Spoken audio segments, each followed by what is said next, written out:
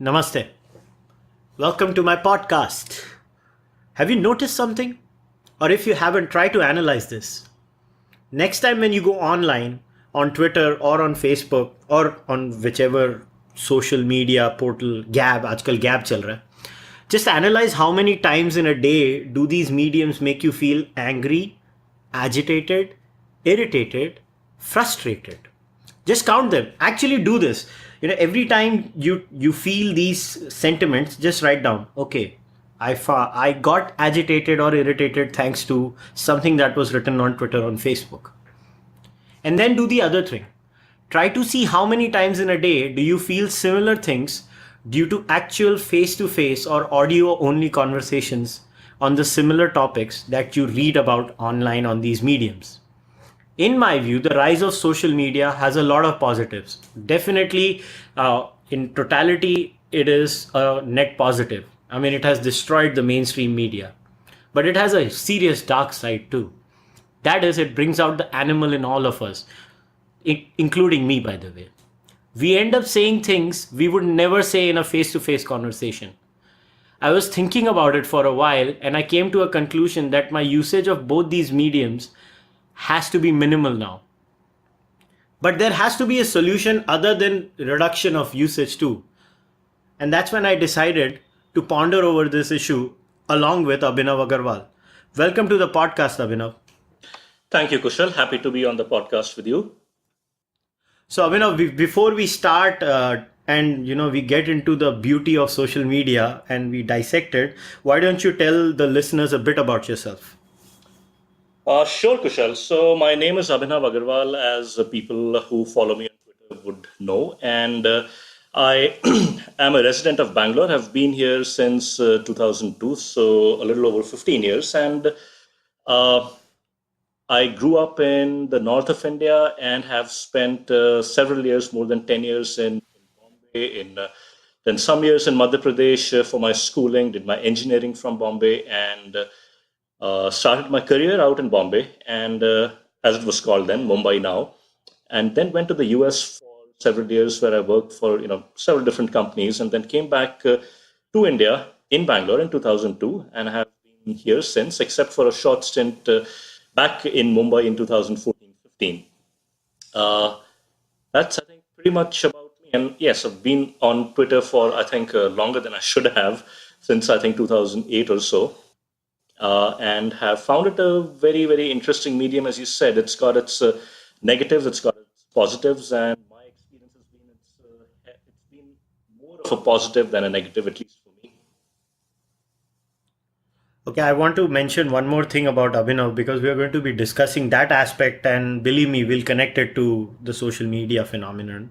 Abhinav is a Mahabharat enthusiast. So because somewhere in this podcast, Abhinav and I are going to discuss social media and Mahabharat. So if you're wondering, how the hell are we going to pull that off? Well, you just have to wait and listen. Oh, I'm as interested in finding out how you manage to do that, Kushal, as your viewers, as your listeners. Okay, so now to the first aspect. As I mentioned in my monologue, what do you make of the toxicity overall on social media these days? And do you feel there is a difference in what we do in our physical face to face? Let's say, I mean, if we were to discuss a topic like like we are doing it right now over a podcast, if we were to discuss a political topic on Twitter, what are the probabilities that two of us, it could be anyone, end up blocking each other? You mean in the physical world? No, no, no. On social media, physical world, we might end up punching each other. So again, I mean, see, there's a basic difference between interactions in the online world and interactions in the physical world. And one of the main differences is that there is a certain level of impersonal nature that comes in when you're talking about interacting with people in the online world. Okay, so that in itself makes it lowers certain societal barriers of communication and etiquette that we otherwise perhaps would not lower when interacting with people in the physical world. So that is one. The second one is that in an online world, like whether it is doing any kind of discussions on Twitter or on Facebook, then an interaction that starts out between two or three people doesn't stay as an interaction between two or three people, right? You get it, since it is by and large for the most part a fairly public exchange of ideas and a conversation that is going back and forth. Any number of people can jump in and interject and basically distract, hijack, or maybe add to the quality of the conversation that is going on. So, what that means is that it is not by the very nature of social media to have any kind of a detailed, nuanced discussion on any kind of a topic that is of going to be of interest to more than a few people, right? If probably you are discussing some arcane topic, then yes, it's not going to be of interest to too many people. So there is a chance of carrying out a conversation for some length of time before it gets hijacked or completely diluted by by comments by other people. And finally, also consider that there is a certain amount of symmetry that exists in interactions in the social world that did not exist in other forms of communication in the even in the near past. If you go back more than 5 or 10 years ago, before these online social media tools came into existence, there was a certain amount of asymmetry that existed in communication between those that controlled or worked in the communications or the media or the journalism industry, and the people who basically were consumers of information. Today, social media makes everyone a producer of information, which well is both a good and a bad thing. As with almost any other thing. So coming back to does that sort of answer your question? Yeah. Now here's the thing. You make a very valid point when you say, like when you and I are having this conversation, there is nobody jumping in between the conversation. Why? I get that. But then there is the other side to social media where people, try to intellectualize or present their points as a very intellectual position on social media. See, we can't have it both ways, right? That's what I'm trying to say. Either we say social media is actually a tool to outrage. If somebody says, no, I only go on social media to outrage, I got no problem with that then. But then there is this certain bent, and I'm not saying that that bent is on the left or the right or the center or whatever. I'm just saying there is this bent that no, no, no, no, I'm an intellectual. Look at my point. I mean, how much intellectual material can be added in 140 characters? And I speak of it, and today it is 280 characters. So let's just say how much intellectual material can be added in 280 characters. So what about that dichotomy that people who use it, they think they're intellectuals, but on the other side, if somebody points this aspect out, they say, oh, no, no, no, no, no, but you can't have a nuanced discussion there. So you can't have it both ways, right? That's what I'm trying to say. Yes, to a great extent you can't have it both ways, and the challenge also is that you have on the one hand there are genuinely people who have a certain amount of knowledge and experience and credibility to talk about a particular subject, and they do. I mean, it is not unfair or unreasonable to expect them to come to a discussion on social media with that kind of credibility and an expectation that whatever I say should be taken with a greater amount of credibility and authority than it would be coming from someone who doesn't really know anything in that space. So that much I think one has to grant. Where I think, and before that, I think it is important to also mention that we are not, or at least I'm not talking about that small percentage of trolls. And even when it comes to trolls, the definition of trolls as has been perverted or co-opted by a certain section of the mainstream media is not my definition of a troll. I'm really talking about when I refer to someone as a troll as someone who's indulging in repeated targeted harassment that basically borders on on the psychopathic, on the criminal, is trolling. The mere act of disagreeing with someone in albeit slightly impolite terms is not trolling. So, with that little bit of context, if I were to jump back into what I was saying, is that where the problem arises when so-called or reasonably justifiably intellectuals come into a discussion is that they don't always expect to be challenged. And by challenged, I mean is challenged on substantive terms, challenged in terms of their facts, challenged in terms of their logic, of the narrative that they're building. And that can actually come as a rude shock to a lot of intellectuals who may be trying to further a particular line of ideology, even on social media. So I think there is that dichotomy that does exist, but it also has to be understood in its own context. That you cannot have it both ways, and this is something that both sides have to realize that an expert should expect to be challenged, and someone who is a layperson cannot simply expect to engage with with people who are sort of authorities on certain aspects just on a whim.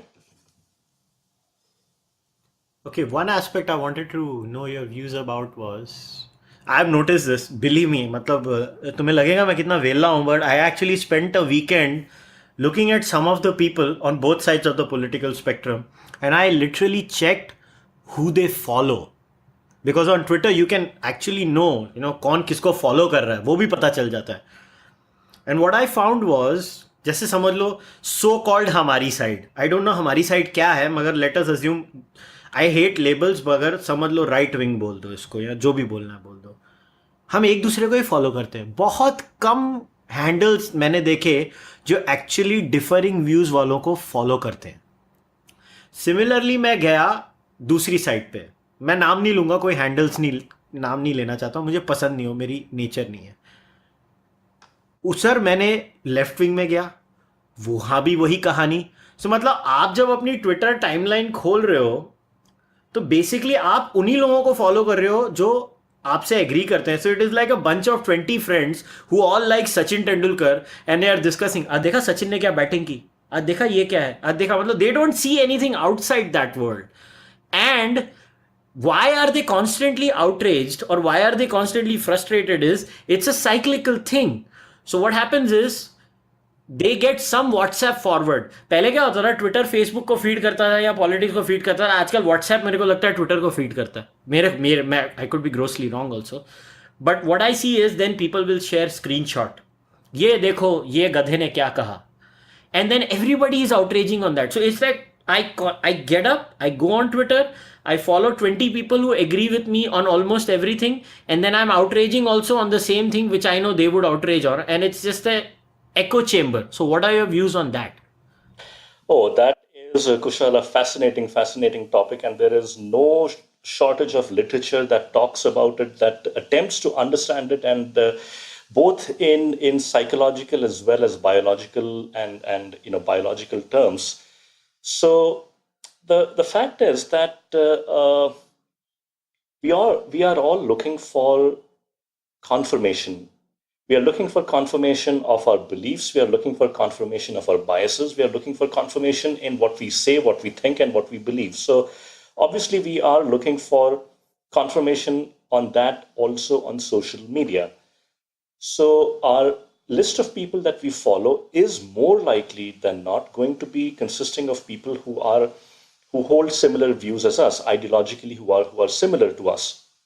And because then when we go on social media and we go through our timeline, we are more likely to find people and views that are mostly in consonance with our own beliefs and attitudes and lines of thought.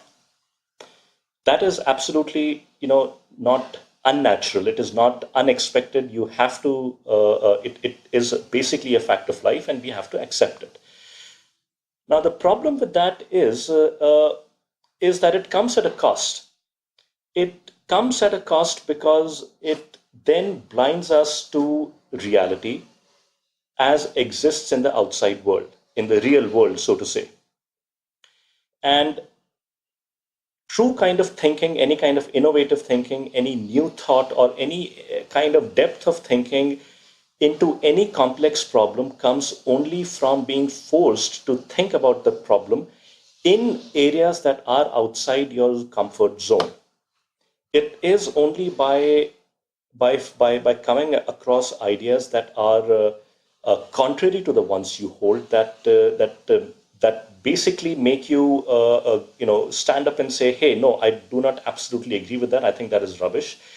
If you then take the next step forward and you say that, okay, if I have to actually refute that idea in a manner that is beyond just 140 or 280 words or anything like that, true thinking and innovative new thinking actually arises from that conflict of ideas, which is why social media is not designed to foster any kind of new, innovative, creative thinking. It is meant to reinforce existing beliefs that people have about themselves, as you said, whether it is cricket or whether it is a religion or political ideology or even technology for that matter.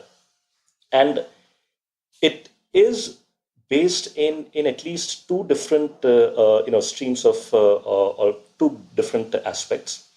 The first one is that social media is also following the same principles of personalization that you have seen in the area of online shopping, of e-commerce, in terms of search engines, that the more you search for a particular kind of a topic, the more likely that the next time you go to Google, it is going to show you searches that it thinks are tailored for you based on its knowledge of what you have searched for in the past.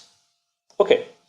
Now, the second point or part to this also is that our brains are biologically wired to make us crave for things that are scarce. So, which is why if you go back 10, 15, 20,000, 100,000 years ago, when humans, mankind basically lived in the jungles and survived from day to day, it naturally evolved to crave things and that were scarce, like sugar, like fat, like salt. These are the things that are scarce in the natural world. So when you get those things, you experience what is called as a high, the dopamine effect, right? The same thing exists even with information. When we find information that reinforces our existing beliefs, that come in from a third, from an external source, and therefore it makes us feel that yes, whatever I think is the right thing, it gives us a high. So therefore, we also, when we go on social media, we tend to replicate the same kind of behavior that we indulge in the actual physical world, which is get confirmation for our existing beliefs.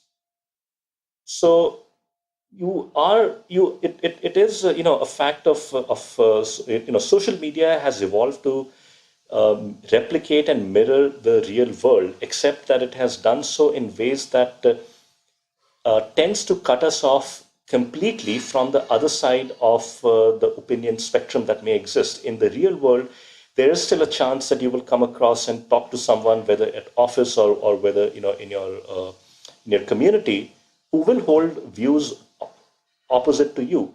Social media, the chances of that happening become more and more less unless and until you make a deliberate, conscious effort to go out and seek the views of people whose opinions are very, very opposite yours. See, I'll tell you my biggest worry, and this is, you were wondering how am I going to connect this to Mahabharat. So this is my connection to Mahabharat. I Okay. recently shared an article too. I think it was on the New York Times. The article was titled "The Dying Art of Disagreement." Ah, Right? So this is my specific problem. What I am worried about is that people have forgotten how to be friends after disagreeing. What happens today is, यदि मेरे और आप में कोई मतभेद है तो वो मतभेद मनभेद नहीं होना चाहिए. नाउ आज की डेट में, I'll give you an example. Wow, in my childhood memory is my mom and dad debating. My dad has always been a hardcore BJP voter. My mom, at one point of time, when Indira Gandhi was the prime minister, did vote for Congress because of Indira Gandhi. Now, I remember my parents telling me stories of how they would fiercely debate who should they be voting for.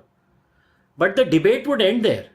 But I genuinely believe आज के time पे ये होना मुश्किल है. And where I want to connect this to the Mahabharata or the Bhagavad Gita or our scriptures in the past is our scriptures gave us a very, and this is an atheist speaking or a Nirishwarvadi, whatever you want to call me.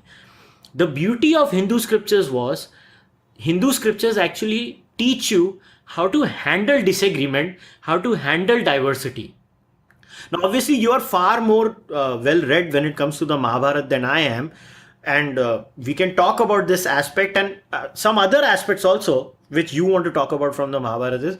But what I found fascinating was that today people are not able to handle disagreement. They start, they will give you labels. अरे तू तो ये है, तू तो वो है. And now I'll give you an example. कल मैंने उस स्वराज्य का कोई आर्टिकल था जिसमें लिखा था कि अरे GST is going to help cash flow. I mean I believe it's a load of rubbish. GST is going to destroy cash flow. It is destroying cash flow. It will eventually normalize. That is a separate issue. But that is not because of GST. That is because of the inherent nature of the Indian citizen. But the point is, one side will start saying, देखो ये क्या कर रहा है. Then the other side will देखो भक्त is not satisfied. अभी क्या है, मैं इसमें भक्ति क्या है? मैं सिर्फ मेरे माँ बाप की भक्ति करता हूँ और मैं किसी की नहीं करता. मेरे लाइफ में कोई ईश्वर नहीं है, कुछ नहीं है, सिर्फ मेरे माँ बाप है और कुछ नहीं है. Now, this is my problem. And maybe if people were a little bit more grounded in scriptures, do you think they would behave the same way as they do today on social media? That's a fascinating question. I'm not sure I have the answer to that. But to your earlier point, Kushal, on disagreements and the example you cited of your parents that used to have fierce debates and all. The other thing to remember about online and social media is that there is no, well, a couple of things again. The first one is that there is no separation of content in time as far as the online world is concerned. What you tweeted, what I tweeted 5 years back is as current as any tweet that I send out today. Time does not exist in social media. It is only as far away as one search and one click. So what you say stays there forever. Number one. The second is that note that different people, researchers have said that communication is probably 10%, 20% verbal and vocal, and the rest 70, 80, 90% is non-verbal in the way your you gesticulate with your hands, the tone, the pitch of your voice, your eye movement, and your body language, and everything that sends in a ton of information and context more than just what your written words send.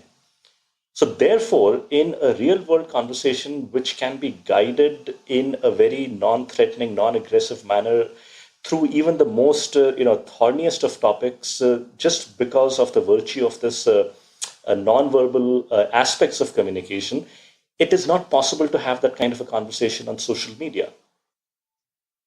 So context does not exist on social media.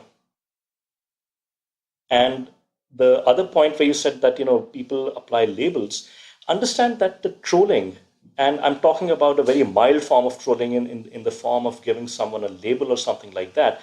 Trolling is at the end of the day an act of empowerment.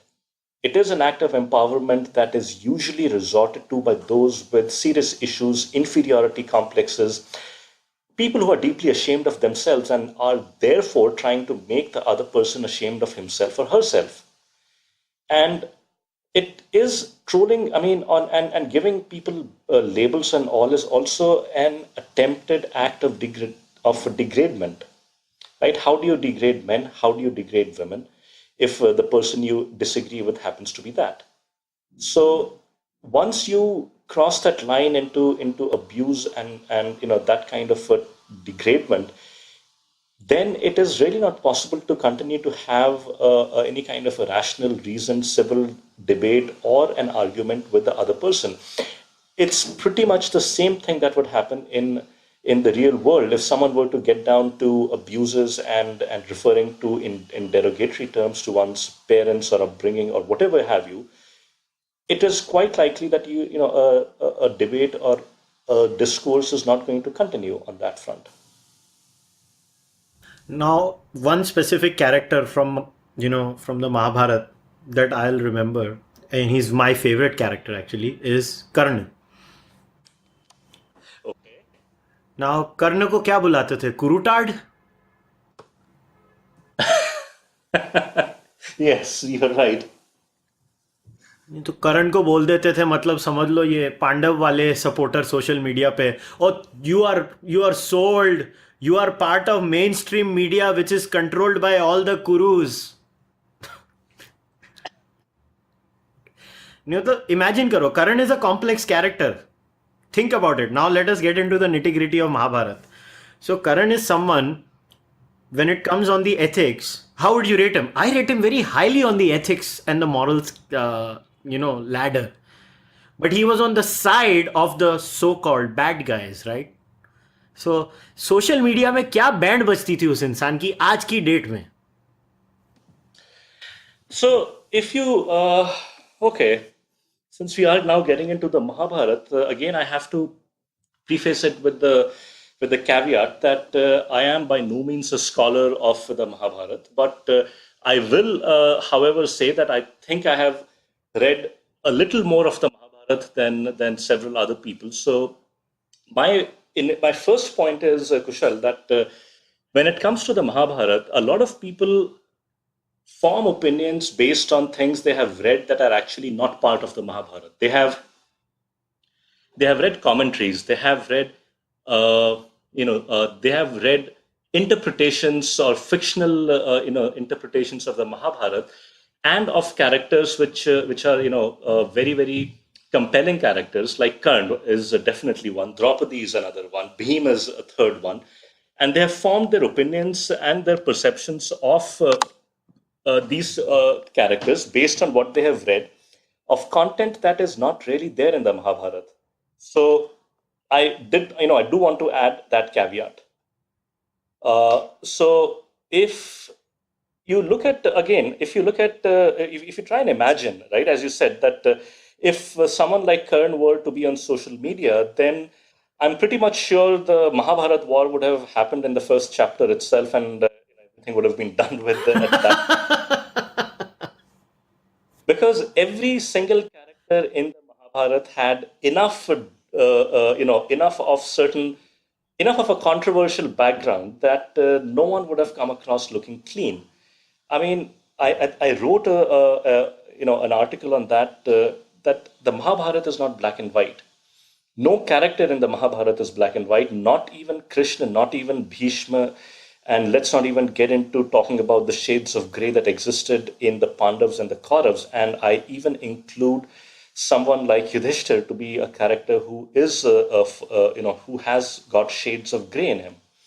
And as for Karn, again, going by what I have read in the Mahabharata, I will say that more than nobility, I think Karn was a character who was highly unfocused, who for his entire life, throughout his entire life, kept on searching for a meaning, a purpose, and yet kept on getting distracted throughout his life. If anything, if I had to describe Kurt in any kind of if I had to paint his character in a bold stroke with a single stroke of brush, I would say he was a highly distracted character.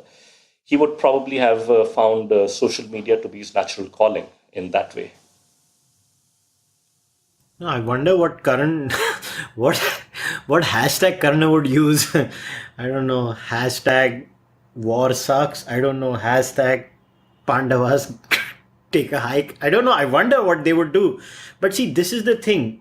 A text as complex as as a Mahabharata. And you rightly said, even Yudhishthir is a complex character, because what would people call Yudhishthir today, or what would happen to Yudhishthir if he behaved how he behaves in the Mahabharata in every scenario today. But the point is, that text still teaches you how to handle that aspect of life, where everything is connected. In some scenario you have your Raj Dharma, some scenario you have other form of dharma, where it is contextual. Your behavior is context specific. But today, why can't the same people who are basically, I mean, if you ask me, I know Northern India में महाभारत घर में नहीं रखी जाती है for some reasons. मगर point ये है कि महाभारत की कहानी और उसकी इंट्रिकेसीज तो नहीं मालूम होगी लोगों को, मगर मोटा मोटी thanks to that television series सबको पता तो है महाभारत में क्या हुआ था. सरसरी तौर पे तो पता होगा. अभी उस पूरी स्टोरी में इतनी नुआंस है और इतने सारे मतभेद हैं. I'll give you another example. Like, they were going to go to war. Now they were ethical people, right? They set the rules of the war. Right. Why can't we set the rules of debate on social media when we are chatting with each other? Well, sure. I mean, see, even if you look at interactions on social media, there are some unwritten rules that do exist, I think, in the minds of both people who start to engage in a conversation in social media. Even if the rules are not explicitly laid down, I think everyone is coming in with an implicit assumption of the rules through which, or the rules that will be followed in any kind of a debate that takes place. And just as in the Mahabharata, on the 10th day when the rules were first broken, if you look at the introduction of Shikhandi in the battle specifically against Bhishma, similarly in social media, the rules are broken, maybe not in 10 days, maybe in 10 minutes or not even 10 tweets. So I think the rules exist even in social media, except that they are not written down and they are broken a lot more and much quicker than in the Mahabharata. Look, I'll give you a very simple example. I have a few rules on social media. If I'm having a discussion with someone, I rarely have a discussion. That's my first rule, actually. My second rule is, if I end up having a discussion, I make that, stupid mistake of trying to have a conversation. I will not get into a conversation where somebody labels me, somebody uses any sort of ad hominem. The moment they do that, I stop conversing with them. I don't block them. I just mute them. I was like, boss, तुम इसी के लायक हो, तुमको इसके beyond आने को नहीं आता. And if they cannot raise their level, why should I reduce my level? Not that. I mean, and the moment I say that, somebody will go back into my, देख तूने इधर गाली दी, देख तूने इधर ये बोला. I'm not saying I'm perfect, but what I'm trying to say is, at least I am making a conscious effort of having that rule. And the reason I have these rules in my life is actually because of these texts that have had a deep influence on me and my character. What I find is today, and I say this with no problem, I meet a lot of 25 and below kids. I just see no character. Well, who builds character, Kushal? Who builds character? Because character is built at home in the early part of any child's life. For the first couple of years, it is almost exclusively the mother. And till the child is about 6, 7, 8, 9 years of age, it is almost exclusively the parents. It is after the child starts going to school that the external influences start to form character.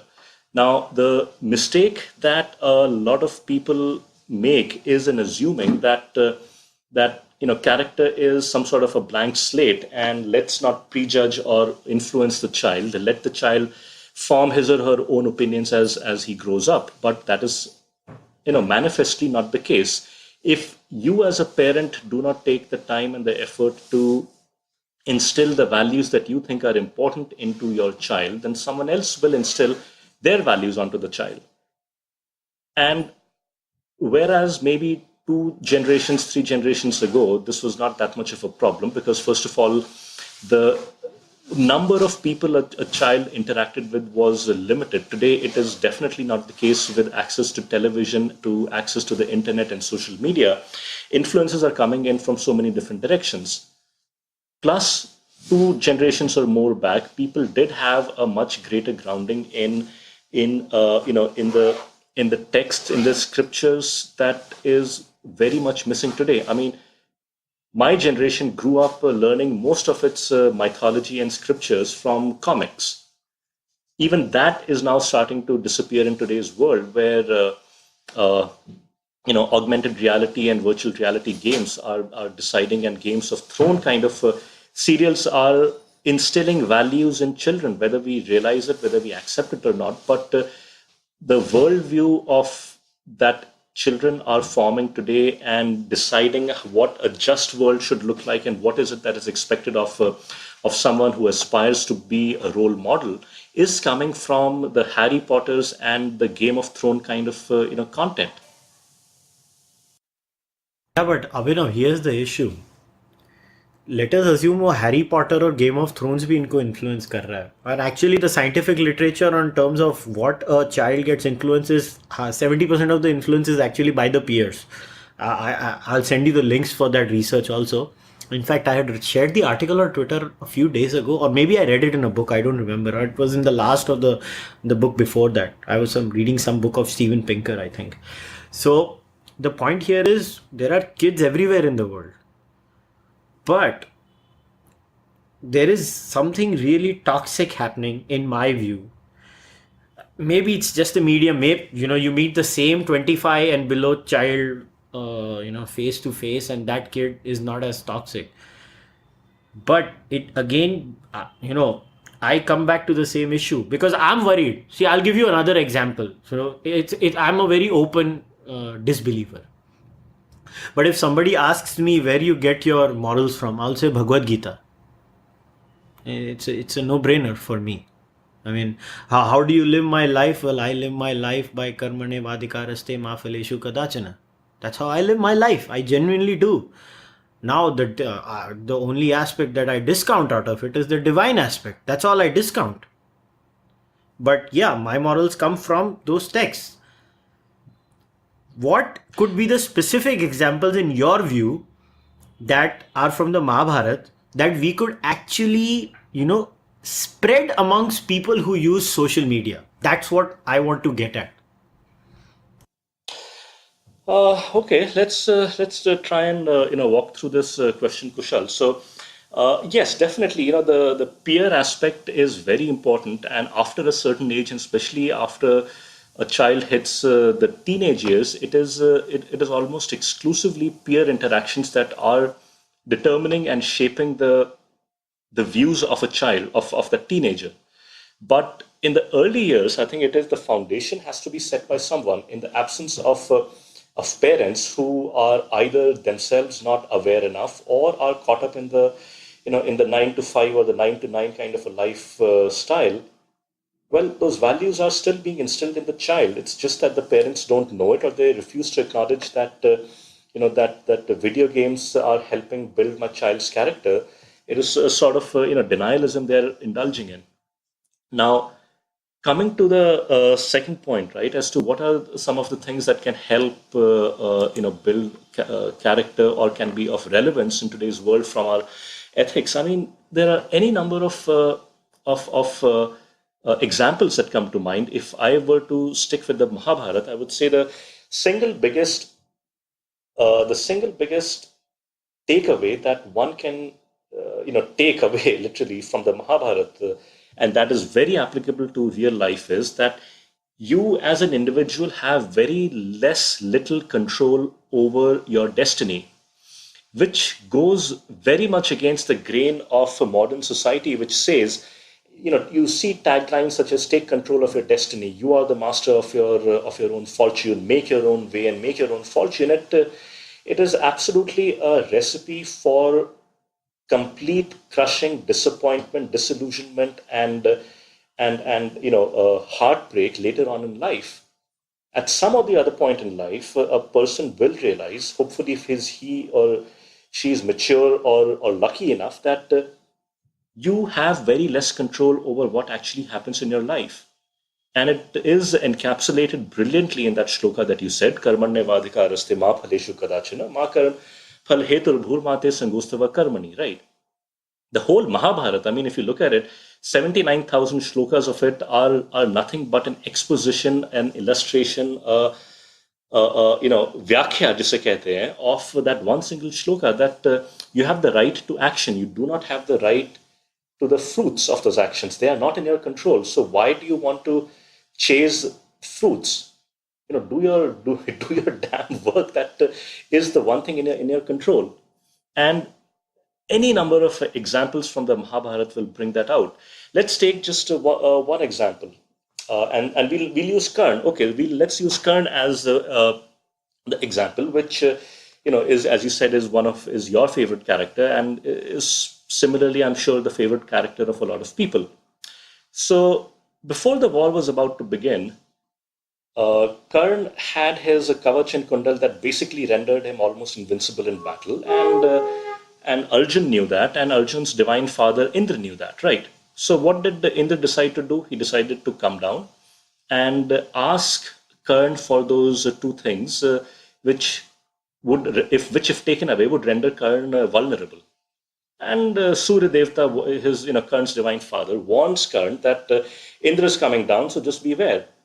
Karn, nonetheless, because he was such a great believer in charity, he gives away those Kavach and Kundal, but he asks Indra for what? That one weapon, Shakti.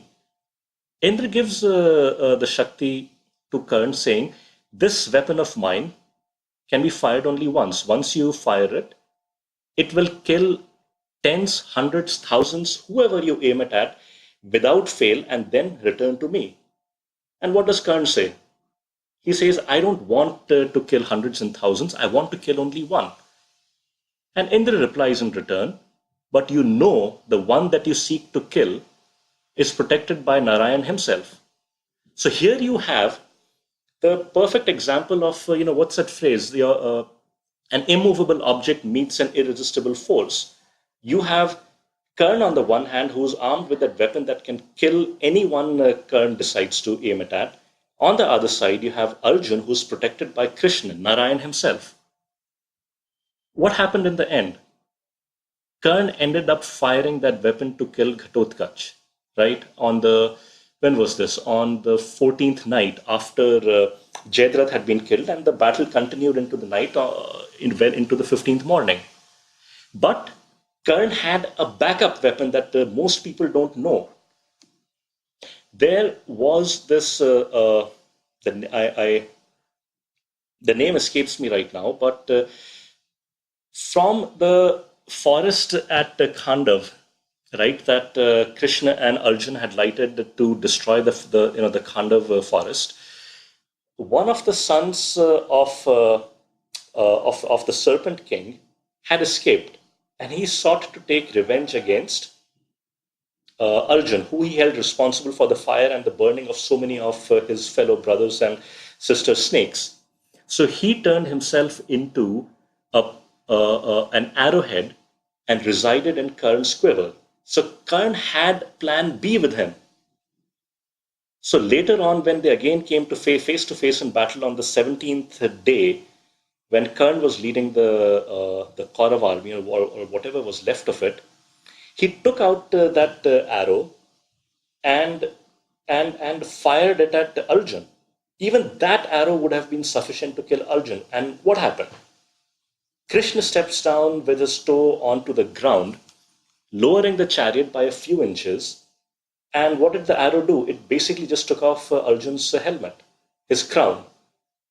So here is a man like Karn who not only had a plan A, he had a plan B, and yet he failed.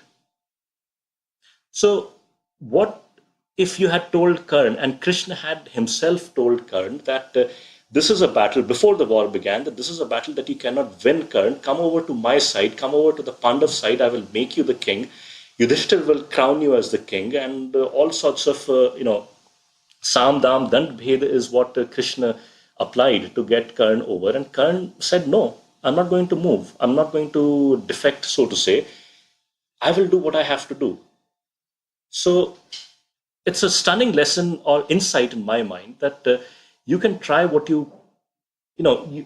just because you think or you're not sure of the results should not still deter you from doing what you think you have to do. That's a beautiful story you've just mentioned. Actually, I wish people could learn a lesson from this in their life, that, you gotta do what you gotta do. And, eventually, hopefully, things will fall into place. And if they don't fall into place, well, they didn't fall into place. Too bad. Just keep working. Yeah, well, it's hard for people. And this message is for the listeners. If you have listened to this podcast till this moment, which I'm sure you will, because most of my listeners listen to my podcast for the whole duration of the podcast, you're wondering, what the hell am I trying to do? Now, I'll tell you what I'm trying to do and why I chose Abhinav for having this conversation. Abhinav is one of the few people who actually talks sense on social media. And I'm not saying this to flatter him or anything. I genuinely believe that there are very few people on social media who actually make sense, in my view. Most of them, I find them very idiotic. But I'm worried. I'm worried that in this horde of getting more and more followers, getting more and more attention, people are becoming megalomaniacs. People are losing their sense of balance. There is no moral center. Believe me, in my view, people are losing their moral center. A society that loses its moral center is in big trouble. Luckily, there are not enough people on social media as of now, but in the next 10 years, there'll be more and more people on social media. And that is why I wanted to connect this whole aspect with Mahabharat. Probably one day, Abhinav and I might do another podcast where we only talk about Bhagavad Gita and social media. And believe me, we should have these discussions. We should have discussions about Upanishads and social media, because somebody has to do it. Otherwise, there will be some mythologist who will take weird stories which come from an extremely Abrahamized Western worldview, and they will present it to you in a way that you yourself don't understand. That's my biggest worry. My biggest worry is that, yes, culture is not eliminated completely. Culture will be gotten in. But how does that culture come into your life? What lens does that culture use? That's very important. So what do you have to say about the lens used when defining yourself, Abhinav? And I want to end with this aspect. So I think you're very right in that part, that someone will come in, some pop mythologist or whatever have you. There's no shortage of people who can write well enough and capture the attention of people, because if the inescapable fact again, Kushal, is that there is a need, and people do feel, parents today, for example, do feel that their children are growing up without learning anything about their culture, about their mythology, about their religious texts and all. They themselves don't have the time. Most of the authoritative and good texts out there are so arcane and difficult to read and understand that it is a lost battle. So what do people do? If they go in for the equivalent of soft drinks, which seem to give them a high and make them full, but essentially are full of empty calories. So they go in for these pop versions of our texts, which to some extent, unavoidable extent, are simplifying, because when you take something that is spread over 8,000 pages and you compress it into 300 pages, you are going to lose a lot of context and subtlety that is there in the Mahabharata. But what is worse is that Western ideologies, Abrahamic ideologies, are injected subtly into these texts. Distortions, outright, concoctions are fed into these texts, and you will eventually have, in the next 5 to 10 years, an entire generation that would have grown up reading these distorted, corrupted texts, or versions of these texts. So you have again lost an entire generation right there. Is there a solution to this? I don't know. Now, coming back to your question is I'm not sure how to frame a response. Maybe if I can request you, Kushal, to see if you can elaborate your question a little bit. Which aspect of my question are you talking about? The first one or the second one? Second one, as to what lens do I look at myself No, see, I'll tell you. Now, I'll give you a very specific example. Okay, I face this all the time. Now, let's say I have, I'm married to a Westerner, so I mean, my wife looks Indian, but she's pretty much Western in her outlook. She's born and raised in North America. So now there is a distinct lens she has. When I say lens, I think I'll give you a very specific issue. अगर हमारे को कोई India में कोई problem face करनी पड़ती है, so how I look at it and how my wife looks at it. Now, my wife is probably more Hindu than I am. If the qualification is to be required, there. But the way she looks at it is not actually very Hindu or very Indian. She claims to be Hindu in some aspects. I think in puja, like she will do the havan, I will never do the havan probably. So in the ritualistic aspect, she is very Hindu. But I believe in the intellectual aspect, she's very, I don't know how to say, very Abrahamic. Because she's born and raised in the West, and that, the entire epistemology that you use when you analyze a subject and you dissect it and then you give an answer for it. That's what I'm trying to get at. Like if I look at something, I will use the Cārvāka, epistemology.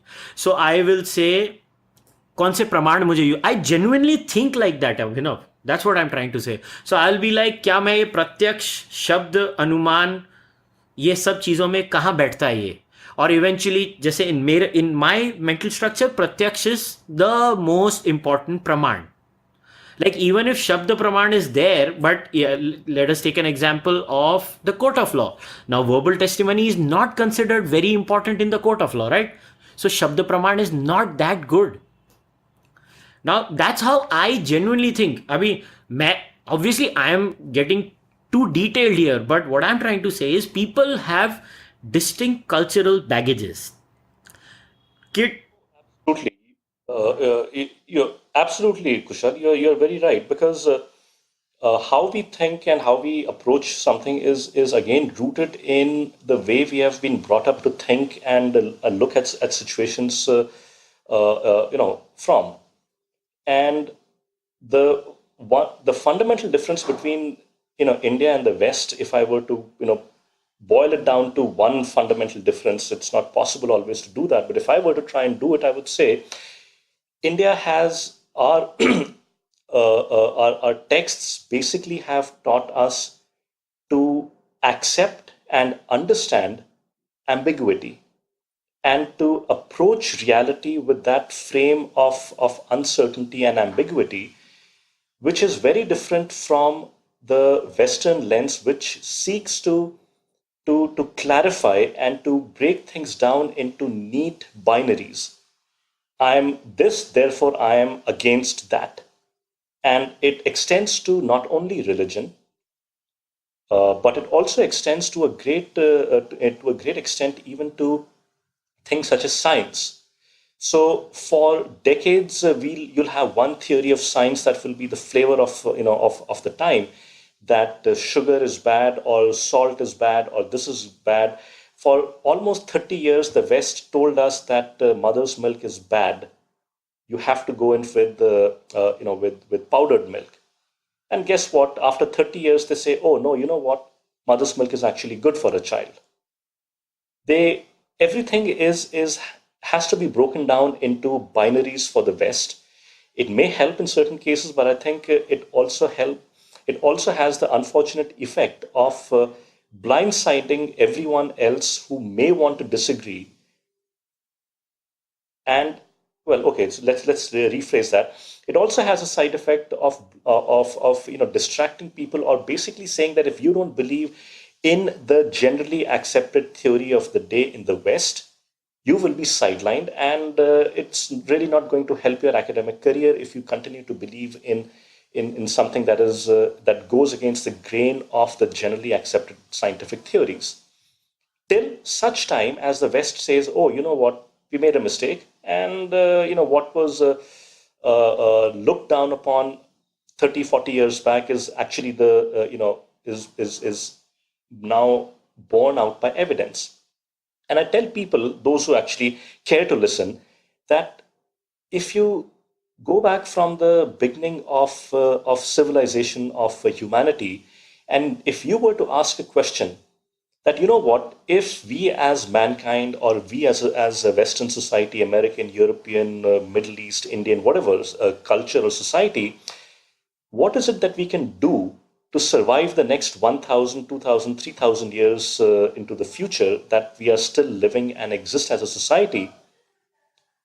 You don't have any example in history other than the Indian society, Indian civilization, that has existed, survived, and in a substantial number for 6, 7, 8,000 years.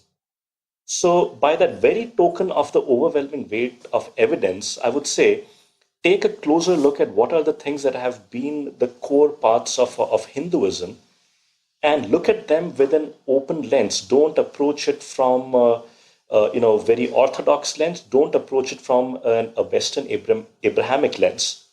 Try and understand what is it about certain things in Hinduism, and you don't have to approach it from a religious angle also if you don't want to. But those are the traits that have helped us as a society to survive. That, unfortunately, if I were to say, is something that is getting slowly and slowly lost even in India. No, it is getting lost in India. And look, I don't want to be coming off as someone who's beating down on the West, because I don't dislike the West. I believe the West is awesome, actually. I think the West has given some beautiful things to the world. And the solution to mankind's problem, in my view, lies in a bit of a mixture of the East and the West. I don't now what that mixture is, what percentage it's going to be, nobody knows. I mean, that's a subjective thing. Everybody goes by their own version. But the point is, deep down in the underbelly of the West, there is a discomfort with diversity. That discomfort with diversity comes with a very Abrahamic view of looking at the world. That discomfort with diversity, I actually disagree with you, helps tremendously in science. Because what happens is, if you are very uncomfortable with constant changes, it in a way helps at times where a lot of bad science gets rejected. While a lot of good science maybe sometimes might get rejected, but most of the times it's atrocious science that comes across. Most of the times. And if somebody reads scientific literature and follows it, it's actually a good approach when you're doing third person empirical studies. So in that sense, I might slightly disagree with you on that. But India has a beautiful thing to offer to the world. And my biggest worry is Indians themselves are even looking at Hinduism with a very Abrahamic lens, and not too used to Fail Ahmed's Abrahamic Hindutva. I am talking about Abrahamized Hindus, not Abrahamic Hindutva. So before somebody gets triggered, ओए तूने ये बोल दिया मैं तुझे block कर दूंगा, भाई शांत हो जाओ तुम लोग. My worry is Hindus are getting very Abrahamized in their epistemological thinking. They themselves are looking at the world like that. That's why Indians themselves are now getting slowly, in fact, I believe Indians are losing their comfort with diversity, in my honest view. So that is why I actually had this discussion for this discomfort with diversity ka topic, because people are losing it. People seem to be getting polarized on silly issues, in my view. And social media, to connect it to social media, because this whole conversation was about the dark side of social media seems to actually magnify those differences too much, in my view. And that worries me. I mean, I don't know what your view on it is. As a person who loves his country, who cares for his country, who cares for his fellow citizens, I get worried when I see so much toxicity online. And that's why I have 1 hour conversations about these issues. People might think I'm a retard. What am I doing? ये क्या topic पे बात भी कर रहा है? But I don't care. I'm genuinely worried about this. So what do you have to say about this? So, yes, on the one hand, there is increased toxicity on social media. I don't think that there is any denying that. But I would also say that it is inevitable in to the extent that as more and more people come online, right? And in India today, there are probably about 300 million to 400 million people who are online, and even less who are online on social media. That number is only going to increase over the next 5 to 10 years. I mean, it will not be surprising to expect 700-800 million people, or maybe even a billion people, who will be on some social media or another, whether it is Instagram, Pinterest, Facebook, Twitter, or whatever. So it is inevitable to some extent. On the other hand, I would also submit to you, Kushal, that it is useful in a way to have people come out on social media and express themselves. I mean, we have seen enough number of examples of people who we thought, or at least I thought, were intellectuals, and they have come and exposed themselves on social media as basically bigots, closet bigots who, because of the nature of Twitter, it's essentially a, a real time feed of what is going on in your mind. They have outed themselves. So it has helped in my mind in some ways. Is it negative? Yes, there are parts to it that are negative, but I can tell you from my personal experience that I have actually got back a lot more from social media than a lot more that is positive than what is negative. It is like anything else. It's an addiction. So like addictions, we have to control, train, and tailor these addictions to our own needs, and and what we think is in our best interests. Okay, now we've crossed the 1 hour mark, so I'm gonna have to end this podcast. So I've tried to touch upon topics which maybe, anybody who listens to this, they might find this boring. They might say, "ये पागल हो गया, ये क्या बातें कर रहा है?" But even if there is one tiny little, speck in your brain or some corner in your brain that says, "No, I need to think about this." And I request you, everybody who listens to this podcast, even if 10 people listen to this podcast, I am urging everyone, next time you are on social media, you go after journalists, go after politicians, go after lefties go after right wing people, have it out. And as they say, if you're, you rather have people arguing on social media than fighting on the streets. And I'm completely with Abhinav on that. I'm totally in agreement there. And yes, social media is a net positive. I'm with you on that too. But the more toxic you get, it's going to have effects on your overall character eventually. I mean, to say that it is not going to affect you is, in my view, lying to yourself. I mean, you spend 3 hours of a day on a medium, and in those 3 hours, 2.5 hours are you shouting and screaming virtually. I mean, how is that helpful? I don't know. And with that, I want to thank Abhinav. Abhinav, this was a dicey one, so I'm really grateful to you that you gave me an hour of your time to discuss this. So thanks a lot, man. Thank you, Kushal. It was my pleasure, and really glad we got to talk about some of these issues. And again, thank you, Kushal, and hope people enjoy listening to this. Well, even if they don't enjoy, I don't care because we had to talk about it.